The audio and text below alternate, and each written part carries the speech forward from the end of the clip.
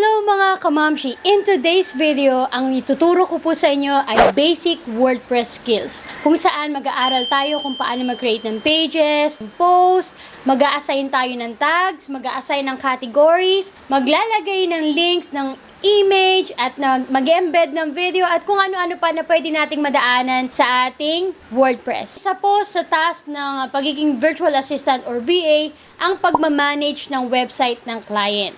So, kung interesado po kayo sa topic natin for today, make sure to watch the whole video, mag-click na po ng subscribe button, at i-click na rin yung notification bell. Ganyan, no? Para updated kayo sa mga upcoming videos natin dito sa channel. So, ano pang inaantay nyo? Magsisimula na po tayo as in, now na!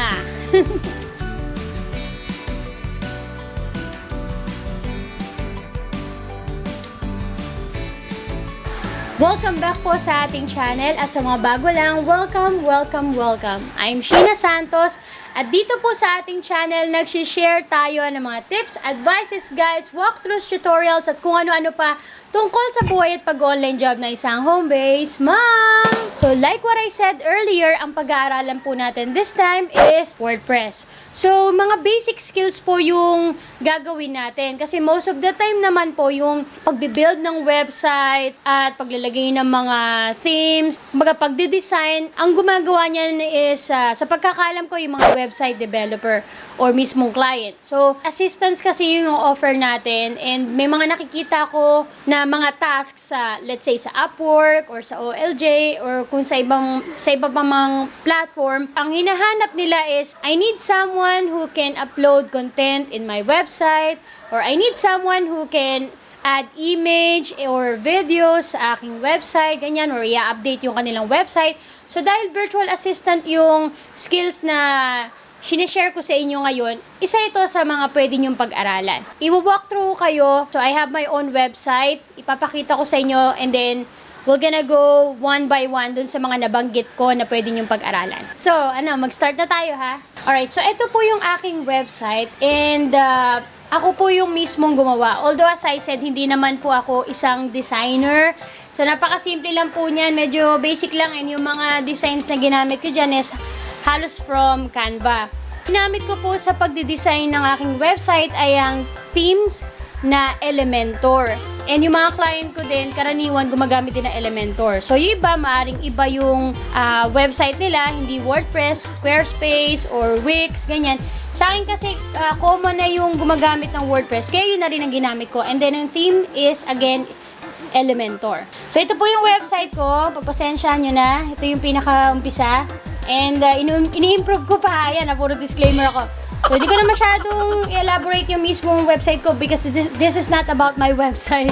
Papakita ko sa inyo yung back-end o yung tinatawag na dashboard. Okay, so let's go. Okay, so hinihinga na ako mag-update. Sige, later mag-update na ako. Dito sa may bandang kaliwa, makikita nyo yung kung saan yung post, saan yung pages. Ayan, itutur ko kayo ng mabilisan. Dito rin yung mga plugins.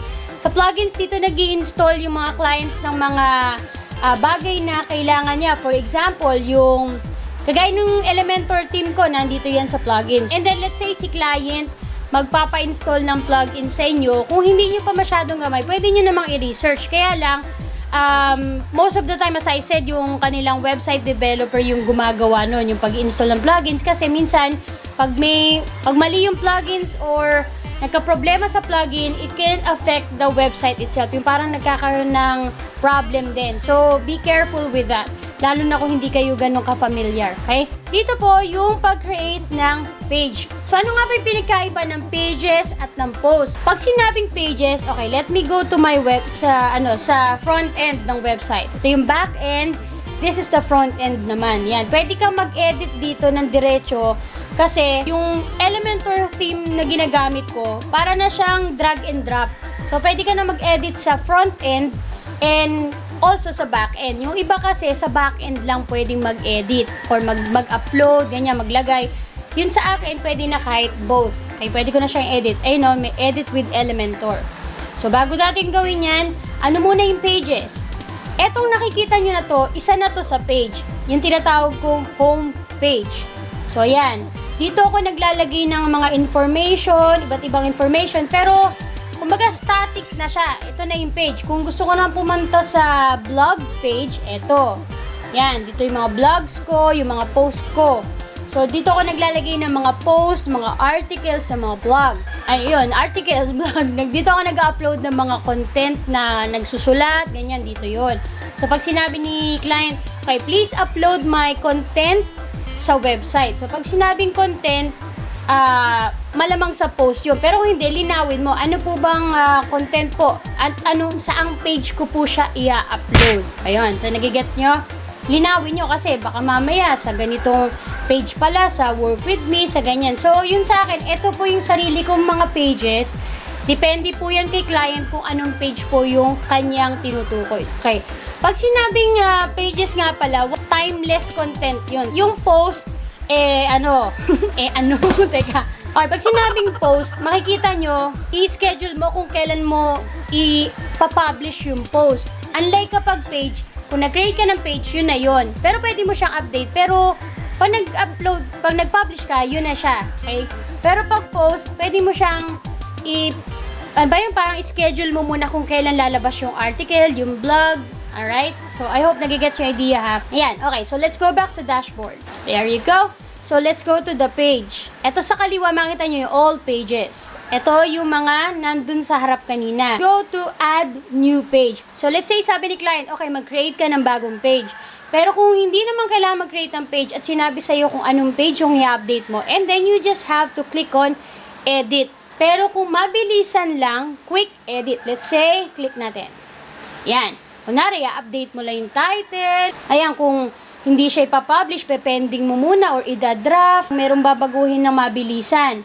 Kung edit naman, itong nakikita nyo na to, ito yung actual page ni WordPress. Pero kapag clinic natin yung edit with Elementor, yun yung pinaka parang designer kasi natin. Para, kumbaga di ba yung nakita nyo, may magandang image, nakaayos yung kung saan yung text, kung saan yung video. Yung Elementor ko yung nagsaserve as my designer. Alright? Pero kung simple lang, walang designer, ito yung magiging itsura nung inyong kapag magkikreate kayo ng page, yan, sa website, sa backend. Okay, so, I hope nagigets yung mga sinasabi ko, ha? Let's say, sabi ni client, Sheena, can you please set my featured image dun sa aking blog page? Yan, dito yon. Pag inedit nyo, ayan, dito kayo magsiset. Click nyo lang yan. Tapos, di ba, ito sa kaliwa. Kung wala pang available na picture or image si client dun sa media library, hingin nyo sa kanya. Baka ipapadala niya sa iyo yung picture. And then, click mo yung upload files, select files, and then kunin mo kung saan mo sinave. Right? Say, ito, kaming dalawa. Yan. Tapos, set featured image mo lang. Yan, lalabas na siya ngayon dyan. Okay, so kung i-preview ko yan, ayan, yan, lumalabas na. Natandaan nyo kanina, wala to, di ba? Ito lang. Yan, ito lang yung pinaka-picture ko. So, kung hindi ko ginamit yung Elementor theme, ganyan ang lalabas. Basta sa taas lang siya. Pero kung may Elementor theme, mas maganda yung style yung kung saan ko dapat i-position yung image. Yon. Yan. Pero hindi ko naman kailangan ng featured image. So, tatanggalin ko na lang siya dito. So, bago kayo mag-update, ipi-preview nyo muna para makita nyo yung actual na itsura nung changes na balak nyung gawin. Alright, so ganito naman yung mangyayari kapag i-edit natin si post using Elementor. Okay. Most of the clients are already using themes sa website nila. So, pinakita ko lang sa inyo yung difference ng walang ginagamit na themes at yung may theme. Okay, so yung akin, Elementor. As you can see, drag and drop po yung mangyayari. For example, sabi ni client, kung Elementor yung theme niya, let's say, gusto ni client, maglagay ka nga, Sheena, ng additional image sa page natin na ganito. Ito yung image, idadrag ko lang siya papunta sa kung saan ko gustong ilagay. Let's say, dito sa taas. Dito, click mo lang to, choose image, and then, kung meron na nga sa media library, kuha lang kayo. Kung wala, upload. Okay, so random pick lang ang ginagawa ko, random pick. Tapos, i-adjust mo na lang. Pipili ka na lang ng size. Kung thumbnail, medium, ayan. Tapos, pwede ko ilipat-lipat yan. Kunwari yan, dinrag ko lang Clinic ko tong parang pencil and then drag. Kung saan ko gustong dalhin. Yan. Kung saan nagbo-blue, nakita niyo yung blue, dun siya pwedeng ilipat. Yun. So, ganun. Ganun lang kadali kapag may theme. Merong mga client na gumagamit ng ibang theme. So, ang pinapakita ko lang po sa inyo ngayon ay gamit ang Elementor. Okay? So, let's say, naka-experience kayo na ang client ay Elementor, eto, pwede nyo na rin po siyang practicein. So, click nyo lang yung plus sign. Then, eto, yung mga number of columns na preferred nyo or ni client. So, for example, dalawa lang yung column na kailangan mo. Ayan. Tapos, pwede mong ilipat dun sa column yung image. Yan. Ganun. Pwede mong i-move yan. Tapos, sabi ni client, Sheena, I want you to add a video dun sa page. Okay. So, itong side na to, kunwari, dito mo ilalagay. Kuha ka lang ng video. Click mo lang yung plus sign. O kaya ito, oh. Nakita mo. Basta, meron nang naka-reading column. Pwede mo nang ilagay din to. Yan. Pwede dyan. Pwede kung saang available space. Kita nyo, nagbo-blue. And then, eto, nag-embed naman tayo ng image sa ng video pala sa actual page. Alright? So, I hope nasusundan nyo ha. So, kung YouTube siya, make sure naka-highlight sa video. Ayan. And then, dito sa kaliwa, may link. Lagay mo lang yung actual link. So, for example, yung aking youtube.com. Teka, kuha tayo ng link. Mali pala ako. Teka. For example, ilalagay mo yung link ng video na i-embed nyo ni client. Tapos, ayan na. Pwede mo na actually i-try dito. Kiklik mo lang, magpe-play na siya. Then, dito. Yun. So, yun ang sinasabi ko na parang nasa front end ka. Kasi, pag clinic ko tong arrow na to, ito na yung pinaka-front end niya. Ayan na. So, nag-edit ka na sa front end. Pwede ka rin bumalik. Ito, pwede ka rin dito mag-edit. Let's say, mag-a-add naman tayo ng text. Okay, ito, sabi, sige, lagyan mo rin ng heading yung page natin. So, daming inuutos si client, no? Ayan. Kasi minsan, kompleto naman na information. Pinapakita ko na lang sa inyo kung saan mismo, ha? Yan, pwede ka dito mag-edit. Kunwari, sample title na lang. Tapos, pwede mo siyang bagu-baguhin. Kung head 1, mas malaki. Head 2, gitna. Explore nyo lang kung anong style, kung ano-ano pa. Yun. Sabi niya, sige, maglagay ka pa ng text. Client, daming inuutos, ano? Okay. So, click lang natin. Clinic ko lang tong parang Rubik's Cube sa taas. Tapos, maglalagay na ako ng, say, text editor. Yan. Tapos, maglalagay ka description nung page na to. Pak. Ganon. Ayan. Pak. Ayan. So, ganun lang po kadali mag-create ng page. Tapos, don't forget to update kapag okay na po. O kaya, i-preview changes nyo muna. Kasi, dito, ayan, sa nakikita nyo, merong way dyan to check kung ano ang itsura niya sa actual desktop. Right now, what you're seeing is the actual desktop view. And then, pag-click mo, meron nung kumpara sa tablet, sa mobile. So, ayan na mobile. Ganyan na magiging itsura niya sa mobile. So, kailangan kasi makita mo rin yan dahil may mga, di ba, concern din si client kapag bakit ganun na itsura niya kapag sa mobile na tinitignan yung page? Oh.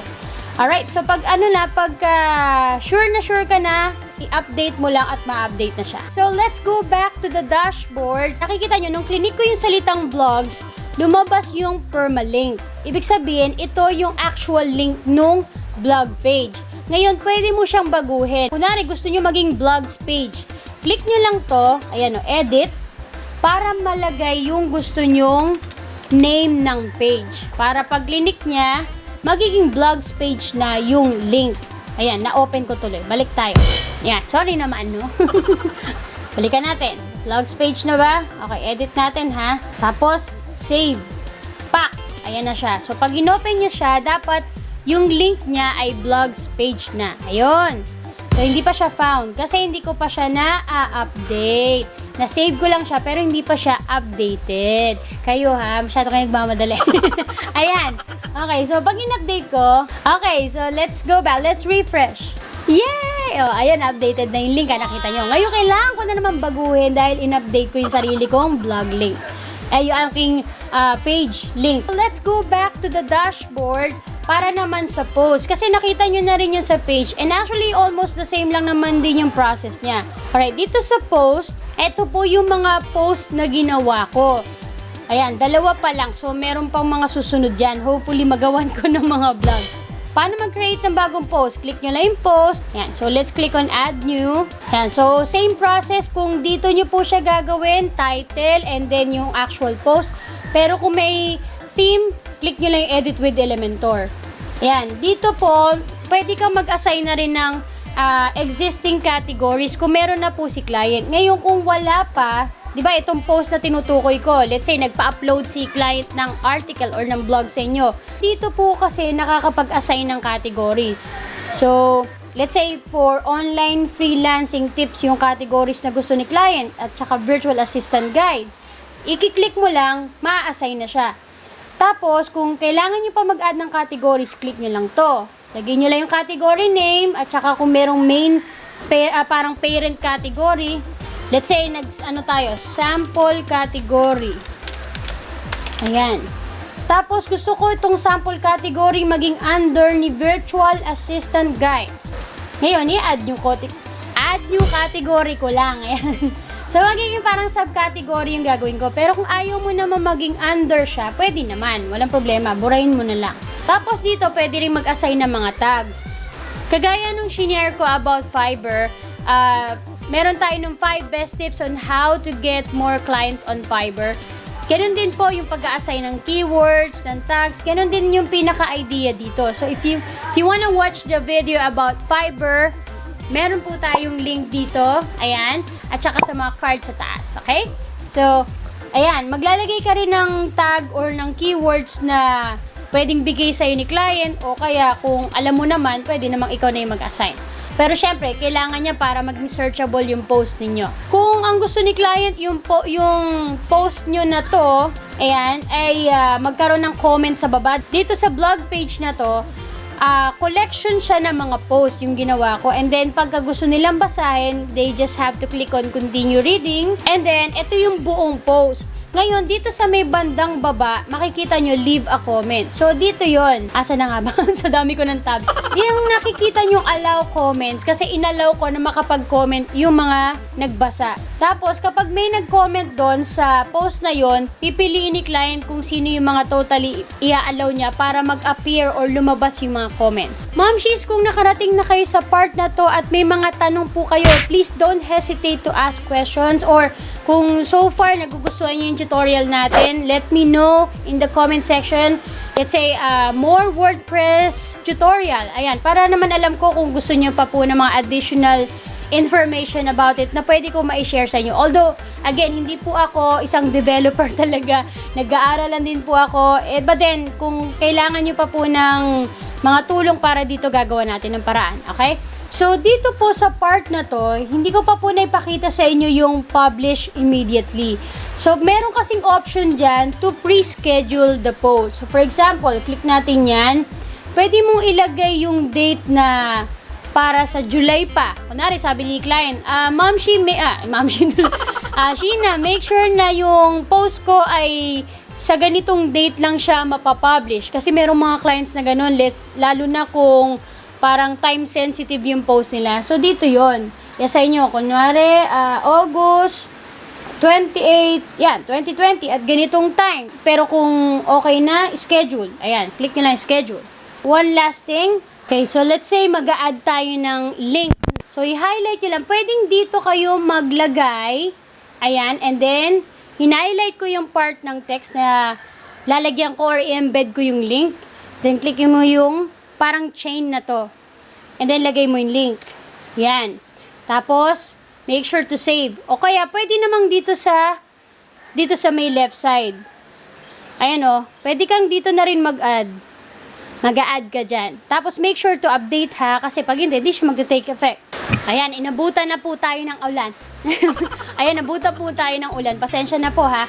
Alright, so na-cover po natin on how we can create a page, how we can create a post, maglagay ng mga hyperlinks, mag-embed ng video, mag-insert ng image, even mag-upload sa media library, maglagay ng categories, previewing, mag-pre-schedule ng post, at kung ano-ano pa. So, kung may mga tanong po kayo ha, asahan ko po yung message nyo. And kung nakarating po kayo sa part ng ating video na to, make sure to type WordPress para alam ko naman po kung nagugustuhan nyo yung ating topic for today. And mula na! And again, I'm Sheena Santos. Thanks everyone for watching. Makita-kita po ulit tayo. In the meantime, ito po yung mga suggested videos natin dito sa channel na dapat yung panoorin. Have a great day mga kamamshi. Bye for now!